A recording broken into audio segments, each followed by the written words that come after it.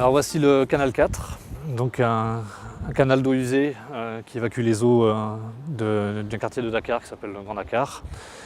Donc des canaux comme ça, il y en a un peu partout dans Dakar et tout le littoral dakarois se retrouve, enfin la majeure partie du littoral dakarois se retrouve un peu dans ces conditions d'hygiène déplorables. Alors quel lien avec le projet AWA? Bon, a priori c'est découplé et on va voir que c'est une composante future du projet AWA. Le gouvernement sénégalais a pris conscience de ce problème de santé publique majeur pour le Sénégal.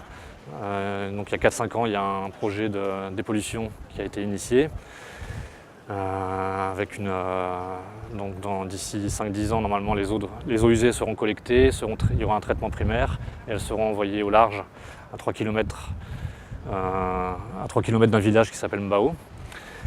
Et le LPAOSF a été contacté dans le cadre de ce projet de dépollution pour réaliser une étude de modélisation numérique, de dispersion du polluant, pour savoir si ça revient à la côte, si c'est un bon endroit.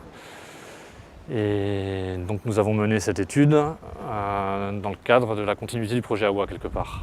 Puisque dans le cadre du projet AWA, nous avons développé une série de modèles du système de polling sénégalais, de la petite côte surtout. Et donc à partir de ces modèles, il nous suffisait d'augmenter la résolution et de regarder ce qui se passe au niveau de la presqu'île du Cap-Vert pour commencer à étudier cette problématique de dépollution de la baie de Han, de dispersion des polluants. Et donc on a montré qu'avec la charge de polluants qui est envisagée et le débit qui est envisagé à l'horizon de 2025, l'émissaire à 3 km au large de Mbao est une solution viable qui devrait permettre de mettre fin à ce problème de santé publique. Dans le cadre d'AWA, il y a tout un tas d'activités qui sont développées au laboratoire. Il y a de la formation d'étudiants, donc il y a 3 thèses en cours. Il y en a d'autres qui vont être lancées. Il y a des programmes d'observation dans lesquels le LPAOSF est fortement impliqué. Et il y a surtout une série de modèles numériques qui sont développés.